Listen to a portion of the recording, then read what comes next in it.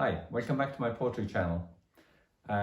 This week again I'll read you 3 poems and they, I hope, capture some of the moment. And the first one is around, I think, one of my absolute favourite flowers, a humble flower in many ways, but it's incredible at the same time. It's called a Campanella, and it's a little bell-like flower, hence its name, and usually blue to kind of purple colour, and it grows out of cracks in walls and so on. And in Cork City especially, there are lots and lots of Campanella and near my office Campanella grows in a lot of the walls around UCC where I work, but we're not there at the moment, but I luckily have some Campanella in my own garden so I can look at them.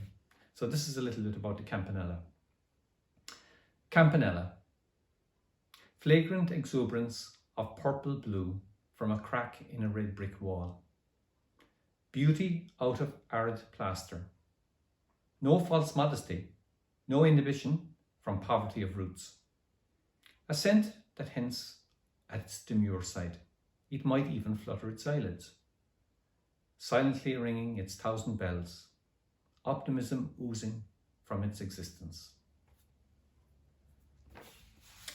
So that's the Campanella. And then the second poem I want to read to you is about, I call it The Boy in the Cot. And I had sent this some time back to a friend of mine in Donbass region of Ukraine. And she was recently looking at one of my videos, and she sent it back to me and she said, "You need to do this one." So I'm very happy to do it as a special request, all the way from Donetsk in the Donbass region of Ukraine, and it's called The Boy in the Cot.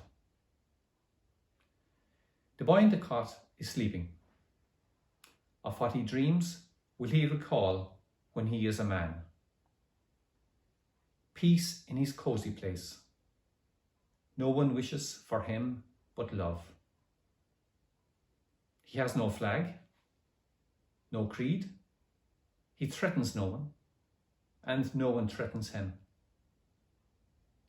At birth, he has the wisdom of old age. Let not the world defile his dreams with lies of foreign evils, hostile gods, perfidious tribes, and submerge him in a bleak winter, when a glorious sun rises each day to bless all things on earth.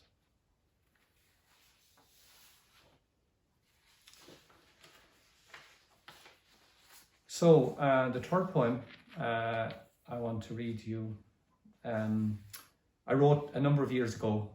I mean, of all things, my pet rabbit died. Our pet rabbit, our family pet rabbit. The pet rabbit was for the kids, but the rabbit became my pet, I think, over time.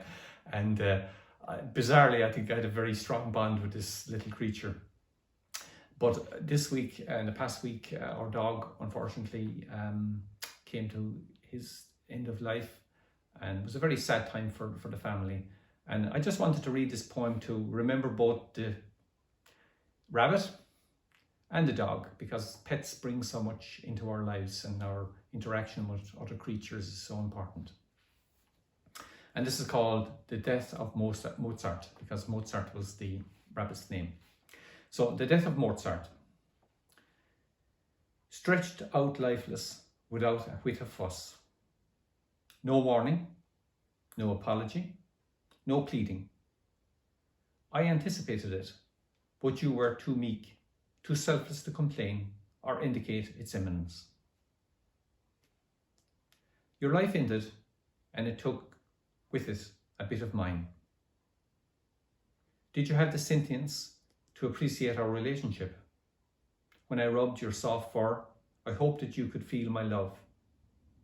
I hope that it meant more to you than sharing air with a fellow being. I fussed in the winter about getting quality hay for you, with the same intensity of a farmer mulling over the welfare of his cows and sheep.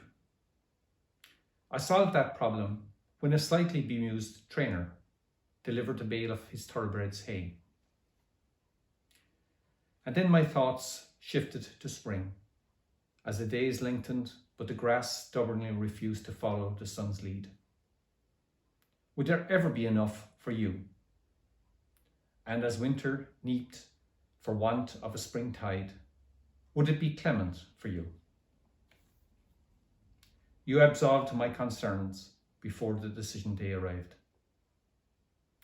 If there is an order of reincarnations, was yours the most exalted transcendence? Having achieved the selfless serenity of the ages, did you shed your last human skin generations ago for a higher mission? Yours to sift a soft layer of contentment dust in human lives, to calm or scramble for meaning, recognition and sense of self. We imbued it as you played out your life, incense, a mystic verse to aid us meditate as authentic mortal beings. Frugality is a complexity you mastered, not from any intentionality, but from being itself. It is almost a direct contrast to me. I seek out the good life, only to be snagged in the packaging, lured by all kinds of deviations and temptations. You gave, without any conscious act of giving, an existential gift, a naked simplicity, a seed from which springs greatness and possibilities. Thank you very much. I hope you enjoyed the poems. I certainly enjoyed reading them for you, and hopefully we see you again soon. Take care.